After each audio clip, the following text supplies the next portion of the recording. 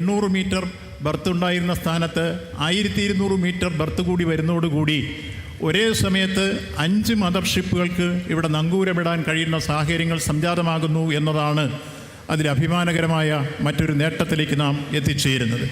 എന്ന് മാത്രമല്ല, ആ കാര്യത്തിൽ നമുക്ക് പ്രധാനമായും വലിയ രൂപത്തിൽ കൈകാര്യം ചെയ്തു പോകാൻ കഴിയുന്ന രൂപത്തിലേക്ക് ചരക്ക് ഗതാഗതം കരമാർഗവും അതുപോലെ തന്നെ കടൽ മാർഗവും ഒരേ രൂപത്തിൽ കൈകാര്യം ചെയ്യാൻ കഴിയുന്ന രൂപത്തിലുള്ള വർക്കുകൾ കൂടി റെയിൽവേയും അതുപോലെ NS 66 ഒരു കണക്ടിവിറ്റിയുമായി ബന്ധപ്പെട്ട പ്രവർത്തനങ്ങളും നടന്നു വരികയാണ്. ഇപ്പോൾ 10.7 കിലോമീറ്റർ വരുന്ന റെയിൽവേ മാർഗം 9.2 കിലോമീറ്റർ തുരങ്കപാതയാണ്. ഇതിനുവേണ്ടിയുള്ള സ്ഥലമെടുപ്പുകൾ 2 വില്ലേജിലെ പൂർത്തീകരിച്ചു കഴിഞ്ഞിരിക്കുന്നു, അടുത്തതിലേക്ക് കടക്കുകയാണ്. അതേപോലെ തന്നെയാണ് ക്ലോവർ ലീഫ് ഉൾപ്പെടെ നിർമ്മിക്കുന്നതിന് വേണ്ടിയുള്ള പ്രവർത്തനങ്ങൾ NHAയുമായി സംസാരിച്ച് ധാരണയായി അതിൻ്റെ സ്ഥലമേറ്റെടുപ്പ് നടന്നു വന്നുകൊണ്ടിരിക്കുകയാണ്. അതേപോലെ തന്നെ ഈ പദ്ധതി നിർമ്മാണ പ്രവർത്തന ഉദ്ഘാടനത്തോടൊപ്പം 1.7 കിലോമീറ്റർ വരുന്ന അപ്രോച്ച് റോഡിൻ്റെ ഉദ്ഘാടനം കൂടി ഇരുവഴി നടക്കുകയാണ്. ഫെബ്രുവരിയോടുകൂടി കരമാർഗമുള്ള ചരക്ക് ഗതാഗതം മൂവ് ചെയ്യാൻ കഴിയുന്നു എന്നിവിടെ സൂചിപ്പിക്കപ്പെട്ടു. ഇങ്ങനെ വിഴിഞ്ഞം അന്താരാഷ്ട്ര തുറമുഖം വിസ്മയമായി മാറിക്കൊണ്ട് മുന്നോട്ട് വരുമ്പോൾ നമുക്കുണ്ടാകുന്ന അഭൂതപൂർവമായ മുന്നേറ്റങ്ങൾ കേരളത്തെ സംബന്ധിച്ചിടത്തോളം വലുതാണ് എന്ന് നമുക്കറിയാം. സാമ്പത്തിക രംഗത്ത്, അതേപോലെ തന്നെ കാർഷിക മേഖലയിൽ, വ്യവസായ മേഖലയിൽ, തൊഴിൽ രംഗത്ത് എല്ലാം ഉണ്ടാകുന്ന അഭിമാനകരമായ നേട്ടങ്ങൾ നമുക്ക് ഈ കേരളത്തെ സംബന്ധിച്ചോളം വികസന കുതിപ്പിലേക്ക് കടക്കാൻ സഹായിക്കുന്ന സാഹചര്യങ്ങളാണ്. ഇവിടെ ഇതുമായി ബന്ധപ്പെട്ട് ജീവനോപാധികൾ നഷ്ടപ്പെട്ട ഏതാണ്ട് 2988 പേർക്ക് 114.30 കോടി രൂപ ഇതിനോടകം തന്നെ വിതരണം ചെയ്ത് കഴിഞ്ഞിട്ടുണ്ട്. അതോടൊപ്പം തന്നെ അവരാവശ്യപ്പെട്ട പശ്ചാത്തല വികസന സൗകര്യങ്ങളുടെ ഭാഗമായി ഡ്രിങ്കിങ് വാട്ടറിനുള്ള സൗകര്യങ്ങൾ, അതുപോലെ തന്നെ ഹെൽത്ത് സെൻറ്റർ, സ്കൂളിൻ്റെ അപ്ഗ്രഡേഷൻ തുടങ്ങിയിട്ടുള്ള വിവിധ കാര്യങ്ങളും ഈ കാലഘട്ടത്തിൽ നടപ്പിലാക്കി വരികയാണ്. അവശേഷിക്കുന്ന പ്രശ്നങ്ങളൊക്കെ തന്നെ ഈ കാര്യങ്ങൾ ചർച്ച ചെയ്ത് മുന്നോട്ട് പോകാൻ ആവശ്യമായ ക്രമീകരണങ്ങളും ഉറപ്പാക്കിയിട്ടുണ്ട്. ഇതോടൊപ്പം തന്നെ 270 കോടി രൂപ മുടക്കി ഒരു ഫിഷിംഗ് ഹാർബർ കൂടി ഇതിനോടനുബന്ധിച്ച് നാം പണി തീർക്കുന്നതിൻ്റെ ഭാഗം അതിൻ്റെ 1ാം ഘട്ടത്തിൻ്റെ ടെൻഡർ നടന്നു കഴിഞ്ഞിരിക്കുന്നു. 146 കോടി രൂപ. ഈ നിലയിലേക്ക് എത്തിച്ചേരുമ്പോൾ നമുക്ക് വരാൻ പോകുന്ന ഈ നിർമ്മാണ പ്രവർത്തനത്തിൻ്റെ ഉദ്ഘാടന രംഗത്ത് എടുത്തു പറയത്തക്ക ഒരു കാര്യം, ആദ്യമുണ്ടാക്കിയിരുന്ന കരാർ അനുസരിച്ച് 2045 യഥാർത്ഥത്തിൽ ഇതിൻ്റെ സമ്പൂർണ്ണമായ രൂപത്തിലേക്ക് ഈ പോർട്ട് എത്തിച്ചേരുന്ന നിർമ്മാണ പ്രവർത്തനങ്ങൾ പൂർത്തീകരിക്കുക. പുതുക്കിയുണ്ടാക്കിയ 2024 നവംബറിലെ കരാർ അനുസരിച്ചാണ് കൺസ്ട്രക്ഷനുമായി ഉണ്ടാക്കിയ കരാറിൽ 2028 ഇപ്പോൾ തുടങ്ങുന്ന നിർമ്മാണ പ്രവർത്തനങ്ങൾ 2, 3, 4 ഘട്ടം ഒരുമിച്ച് നടപ്പാക്കി 2028 അത് പൂർത്തീകരിക്കുമ്പോൾ 17 വർഷമാണ് കേരളത്തിന് ലാഭം കിട്ടിയിരിക്കുന്നത് എന്ന കാര്യം എടുത്തു സൂചിപ്പിക്കുകയാണ്. ചെറിയ കാര്യമല്ല. ഇത്തരത്തിലൊരു നീക്കത്തിലേക്ക് വരാൻ ഇടവന്ന സാഹചര്യം എല്ലാവർക്കും അറിയാവുന്നതുപോലെ വിവിധ തരത്തിലുള്ള പ്രശ്നങ്ങൾ ഇതിൻ്റെ നിർമ്മാണ പ്രവർത്തന ഘട്ടങ്ങളിൽ നാം അനുഭവിക്കേണ്ടി വന്നിരുന്നു. ആദ്യം റോ മെറ്റീരിയലിൻ്റെ അഭാവമായിരുന്നുവെങ്കിൽ, പിന്നെ ഓക്കി ദുരന്തമായിരുന്നുവെങ്കിൽ, പിന്നീട് വെള്ളപ്പൊക്കമായിരുന്നുവെങ്കിൽ, പിന്നീട് കോവിഡിൻ്റെ മഹാമാരി രൗദ്രഭാവം കൊണ്ടുവന്നതായിരുന്നുവെങ്കിൽ, പിന്നീടൊരു സമരം വിരമ്പിയാർത്ത് വന്ന രൂപത്തിലായിരുന്നു. അത്തരം ഘട്ടങ്ങളിലെല്ലാം തികഞ്ഞ സമയത്തറയോടെ, സഹിഷ്ണുതയോടെ എല്ലാ തരത്തിലും ഈ രംഗത്ത് ഉന്നതമായ സാമൂഹ്യബോധത്തിൽ ഉറച്ചു നിന്നുകൊണ്ട് വികസന സങ്കല്പങ്ങൾ ലക്ഷ്യം വെച്ചുകൊണ്ട് കേരളത്തിൻ്റെ മുഖ്യമന്ത്രിയുടെ നേതൃത്വത്തിൽ ഇടതുപക്ഷ ജനാധിപത്യ മുന്നണി ഗവൺമെൻറ് കാട്ടിയ ഇച്ഛാശക്തി ഒന്ന് മാത്രമാണ് ഈ തരത്തിലേക്ക് ഇത് യാഥാർത്ഥ്യമാക്കാൻ കഴിഞ്ഞത് എന്ന അഭിമാനത്തോടെ ചൂണ്ടിക്കാണിക്കുകയാണ്. തുടർന്നും ഈ കാലഘട്ടങ്ങളിൽ ഈ നാട്ടിലെ നല്ലവരായ ജനങ്ങളുടെ സഹായവും സഹകരണവും സാന്നിധ്യവും പങ്കാളിത്തവും നിസ്സീമമാണ്. ആ കടപ്പാടുകൾ നിസ്സീമമാണ് എന്ന കാര്യം എടുത്ത് സൂചിപ്പിക്കട്ടെ. മാധ്യമ സുഹൃത്തുക്കളെല്ലാം ഇതിൻ്റെ നിർമ്മാണ പ്രവർത്തനത്തിൻ്റെ വിവിധ ഘട്ടങ്ങളിൽ ഈ വികസനം യാഥാർത്ഥ്യമാക്കുന്ന രംഗത്തേക്കുള്ള കാര്യങ്ങൾ വലിയ രൂപത്തിൽ നമുക്ക് സഹായകരമായ നിലപാട് കൈക്കൊള്ളുകയുണ്ടായി. ഇങ്ങനെ എല്ലാ അർത്ഥത്തിലും ഈ രംഗത്ത് ഇതിൻ്റെ വികസന പ്രവർത്തനങ്ങളിൽ സഹകരിച്ച എല്ലാവരോടുമുള്ള കടപ്പാടുകൾ ഈ സന്ദർഭത്തിൽ രേഖപ്പെടുത്തിക്കൊണ്ട് ഞാൻ എൻ്റെ അധ്യക്ഷ പ്രസംഗം അവസാനിപ്പിക്കുന്നു. നന്ദി, നമസ്കാരം.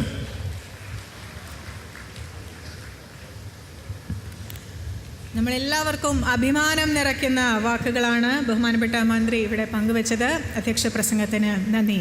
അടുത്തതായി നമ്മളെല്ലാവരും കാത്തിരുന്ന ആ നിമിഷമാണ് വിഴിഞ്ഞം അന്താരാഷ്ട്ര തുറമുഖത്തിൻ്റെ തുടർഘട്ട വികസന പ്രവർത്തനങ്ങളുടെ നിർമ്മാണോദ്ഘാടനം. ബഹുമാനപ്പെട്ട കേരള മുഖ്യമന്ത്രി ശ്രീ പിണറായി വിജയൻ വിളക്ക് കൊളുത്തി നിർവഹിക്കുകയാണ്. അദ്ദേഹത്തോടൊപ്പം നമ്മുടെ മുഖ്യാതിഥിയായ കേന്ദ്രമന്ത്രി ബഹുമാനപ്പെട്ട കേന്ദ്ര തുറമുഖ ഷിപ്പിംഗ് വാട്ടർവേസ് മന്ത്രി ശ്രീ സർബാനന്ദ സോനോവാളിനെയും മറ്റ് വിശിഷ്ടാതിഥികളെയും വിളക്കിനടുത്തേക്ക് ഹാർദമായി ക്ഷണിക്കുന്നു.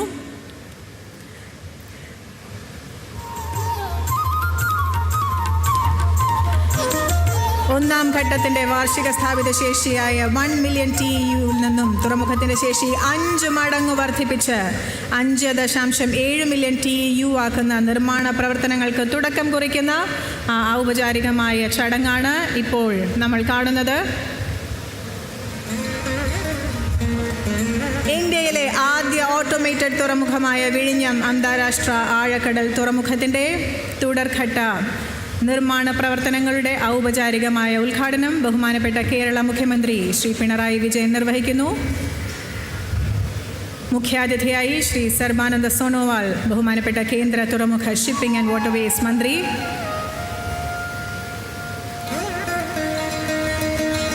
വിളക്ക് തെളിയിച്ച ശേഷം വിഴിഞ്ഞത്തേക്കുള്ള ആക്സസ് റോഡിൻ്റെ ഓപ്പണിങ്ങും ബഹുമാനപ്പെട്ട മുഖ്യമന്ത്രി ഈ വേദിയിൽ നിർവഹിക്കുകയാണ്.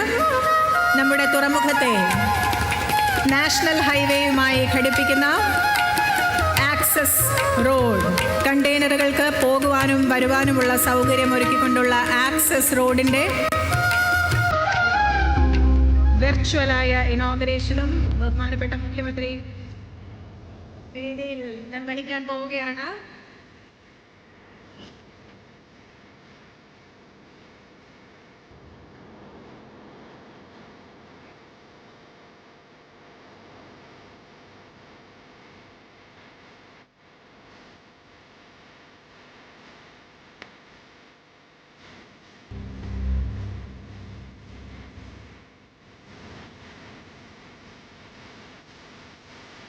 ചടങ്ങിനെ അഭിസംബോധന ചെയ്ത് സംസാരിക്കുന്നതിനായി ബഹുമാനപ്പെട്ട മുഖ്യമന്ത്രി ശ്രീ പിണറായി വിജയൻ.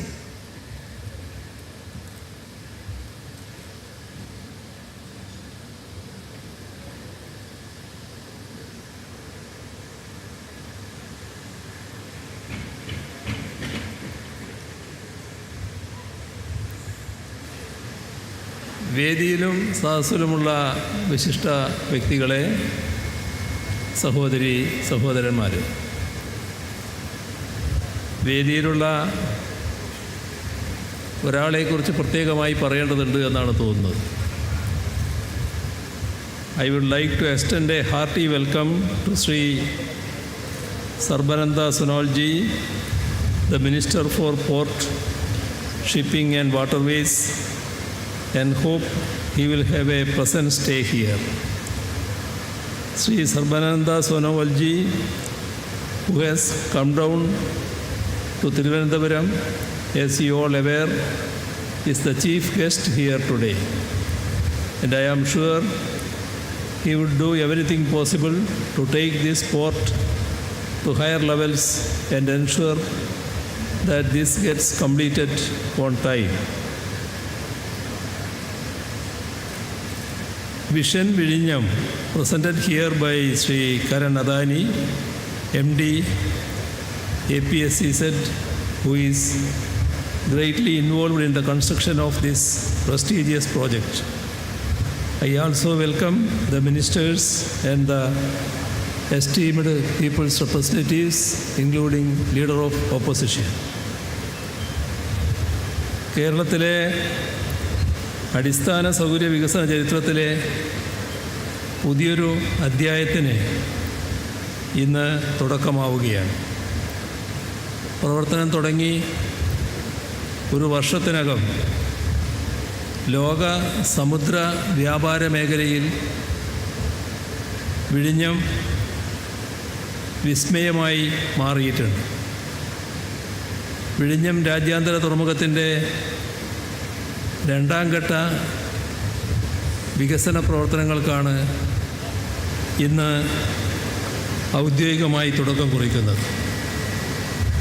എല്ലാവരുടെയും അനുമതിയോടെ, നിറഞ്ഞ സന്തോഷത്തോടെ വിഴിഞ്ഞം രാജ്യാന്തര തുറമുഖത്തിൻ്റെ രണ്ടാം ഘട്ട വികസന പ്രവർത്തനങ്ങൾ ഔപചാരികമായി തുടക്കം കുറിച്ച് കഴിഞ്ഞു എന്ന കാര്യം പ്രഖ്യാപിക്കട്ടെ. നമ്മുടെ നാടിൻ്റെ സ്വപ്നമായിരുന്നു വിഴിഞ്ഞം പദ്ധതി. എത്രയോ പതിറ്റാണ്ടുകളാണ് ആ സ്വപ്നവും പേറി നാം നടന്നത്. ഓരോ വട്ടം പദ്ധതിയെക്കുറിച്ച് ചർച്ച ചെയ്യുമ്പോഴും വലിയ തോതിലുള്ള തടസ്സങ്ങൾ ഉയർന്നു വന്നു. എന്നാൽ ഒരു ഘട്ടമായപ്പോൾ അത് പ്രാവർത്തികമാക്കാനുള്ള നടപടികളിലേക്ക് കടന്നു. ഇവിടെ നേരത്തെ പറഞ്ഞതുപോലെ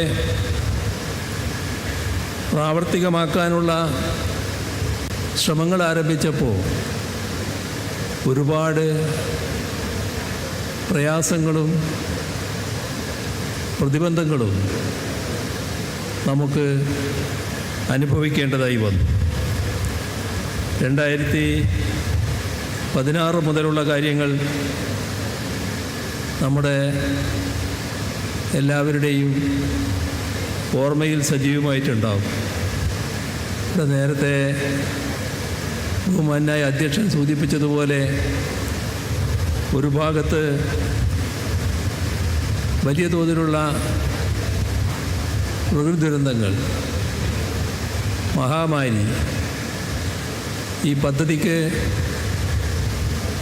ആവശ്യമായ ചില ഘടകങ്ങൾക്ക് വന്ന തടസ്സങ്ങൾ, അതോടൊപ്പം വലിയ തോതിൽ ഉയർന്നു വന്ന മറ്റു ചില പ്രശ്നങ്ങൾ എല്ലാം വലിയ തോതിൽ പദ്ധതിയെ പ്രതികൂലമായി ബാധിക്കുന്നതായിരുന്നു. പക്ഷേ നമുക്ക് അത്തരം തടസ്സങ്ങൾ കൊണ്ട് സ്തംഭിച്ച് നിൽക്കാൻ കഴിയുമായിരുന്നില്ല. നമുക്ക് മുന്നോട്ട് പോയേ മതിയാകുമായിരുന്നു.